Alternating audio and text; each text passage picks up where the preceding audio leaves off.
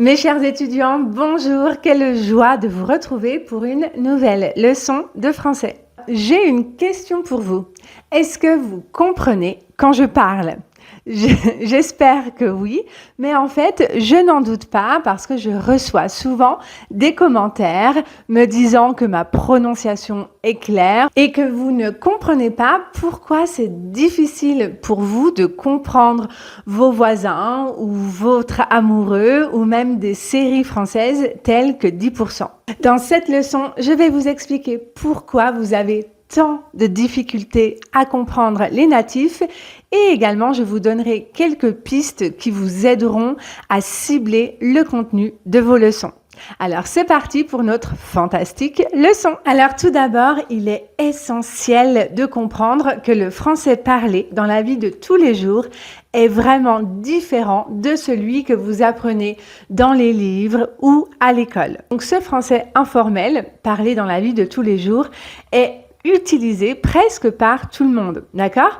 Il n'est pas seulement parlé par la nouvelle génération, presque tout le monde l'utilise et dans diverses situations. On peut même l'utiliser au travail dans des situations informelles. Et quand je fais les vidéos YouTube, comme cette vidéo, je m'adapte. Donc je vais bien choisir mon lexique et également je vais articuler correctement. Mais quand je parle avec mes amis, je vais parler beaucoup plus rapidement et je vais également choisir un lexique différent, un lexique beaucoup plus informel. Si vous voulez entendre une conversation authentique avec une de mes amies, je vous recommande cette leçon juste ici. Donc voici quelques pistes que vous devez suivre pour pouvoir comprendre les natifs. Intéressons-nous en premier au vocabulaire. Tout d'abord, vous devez apprendre le vocabulaire informel. D'accord ? Donc l'argot n'est pas utilisé uniquement par la nouvelle génération. Beaucoup de personnes utilisent le français informel dans la vie de tous les jours. Par exemple, au lieu de dire une voiture, on va dire une caisse. Au lieu de dire une maison, on va dire une baraque. Au lieu de dire une femme, on va dire une meuf ou une nana. Il y a beaucoup de mots informels que l'on utilise et que vous pouvez entendre également dans les séries ou dans les podcasts. Et par exemple, hier, lors d'une conversation avec des amis, j'ai mon amie Karine qui a dit « Hier, j'ai maté une série sur Netflix, j'ai rien pigé à l'histoire ». Et quand elle a dit ça, j'ai vraiment pensé à vous parce que je me suis demandé comment vous pouvez comprendre ces phrases si vous ne connaissez pas le vocabulaire informel. Et donc, quand on parle de cette manière, ce n'est pas vulgaire, c'est juste informel. Et donc, presque tout le monde utilise ce type de langage. Bien sûr, si vous passez le DALF C1, il ne faut pas utiliser l'argot ou le français informel, mais dans la vie quotidienne, on l'utilise énormément. D'accord ? Donc, vous devez être capable de le comprendre. Donc, si je reprends mon exemple, hier, j'ai maté une série sur Netflix. Cela signifie, hier, j'ai regardé une série sur Netflix. Mais j'ai rien pigé à l'histoire. Piger, ça veut dire comprendre. Je n'ai rien compris à l'histoire. Toujours en ce qui concerne le vocabulaire, vous devez apprendre les expressions idiomatiques qui sont les plus utilisées. Il y en a énormément. En français, comme dans beaucoup de langues, on adore les expressions idiomatiques et parfois c'est difficile de les comprendre si on ne les connaît pas. D'accord ? Donc, par exemple, j'ai oublié, j'ai une expression qui est juste ici. J'ai une expression qui est sur le bout de ma langue. Ah mince, elle ne veut pas sortir, elle est juste ici. Elle est sur le bout de ma langue. L'expression que je cherche est « Ah, voilà !» Avoir quelque chose sur le bout de la langue. Ça, c'est une expression idiomatique qui est très utilisée. Et donc, peut-être vous l'aurez compris, c'est quand vous voulez dire quelque chose, mais que soudainement, la chose, le mot ou l'expression ne sort pas. Et c'est comme si l'expression ou le mot était resté bloqué sur le bout de votre langue. Avoir quelque chose sur le bout de sa langue. Une expression qui est très utilisée aussi avec les enfants, donner sa langue au chat. Donner sa langue au chat. J'adore cette expression. C'est quand on fait un jeu ou quand on pose une question comme dans un quiz et que la personne ne connaît pas la réponse, elle va dire « je donne ma langue au chat ».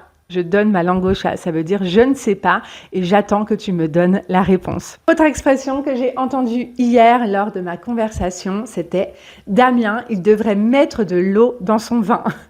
Ça, c'est une expression très française. Damien, il devrait mettre de l'eau dans son vin. Donc, mettre de l'eau dans son vin, c'est l'idée de modérer, de calmer un comportement. D'accord? Donc, c'est comme si vous rendez quelque chose moins fort, en mettant de l'eau dans le vin, vous allez adoucir le vin. Dernière chose concernant le vocabulaire, vous devez apprendre les mots de verlan qui sont les plus utilisés.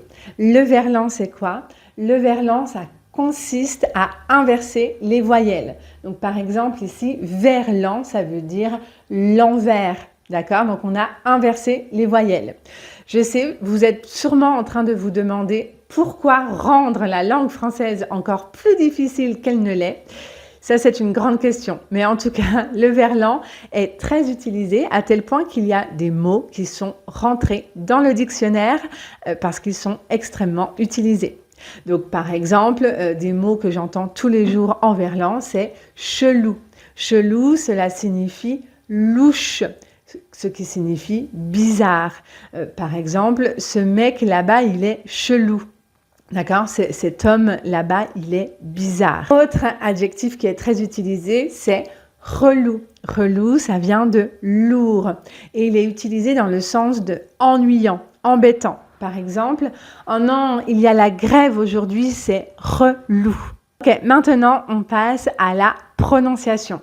Donc tout d'abord, concernant la prononciation, vous avez remarqué que les Français, les francophones, parlent très vite. Mais je suis sûre que c'est la même chose dans votre langue maternelle. Je suis sûre que vous parlez très vite votre langue maternelle également.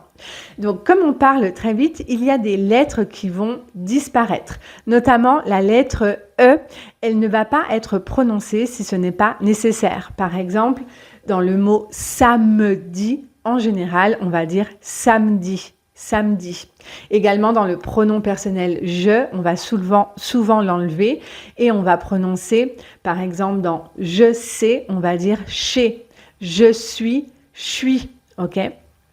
Autre chose, autre voyelle qui peut disparaître, c'est également le U dans tu. Par exemple, tu as vu ce film, on va dire t'as vu ce film, t'as vu ce film.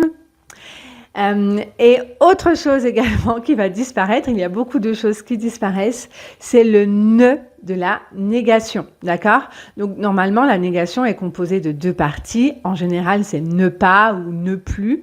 Et à l'oral, de manière très naturelle, on va enlever le ne. Donc au lieu de dire je ne sais pas, on va dire je sais pas. Et comme je vous ai expliqué précédemment, on ne prononce pas le E de je, donc on va dire je sais pas, je ne suis pas, je suis pas dispo samedi. D'accord? Autre chose que l'on fait aussi, c'est souvent on coupe les mots. Au lieu de dire disponible, on va dire dispo. Je suis pas dispo samedi pour aller au ciné. Donc ciné pour cinéma. Voilà mes chers étudiants, je vous ai donné des pistes qui vous aideront à mieux cibler votre apprentissage. Donc je vous rappelle que pour le vocabulaire, vous devez apprendre le vocabulaire informel. Vous devez apprendre les expressions idiomatiques les plus utilisées et également vous devez apprendre, connaître le verlan.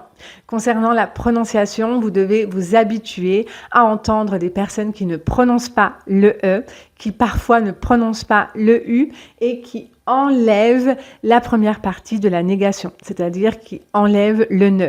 Également, vous devez aussi être conscient que souvent on coupe les mots, comme dans ciné, cinéma, resto, restaurant, asso, association. D'accord? Donc, si vous voulez approfondir votre français, je vous laisse avec cette leçon juste ici. N'oubliez pas de vous abonner à ma chaîne et on se retrouve très vite pour une nouvelle leçon de français. Prenez soin de vous. Salut!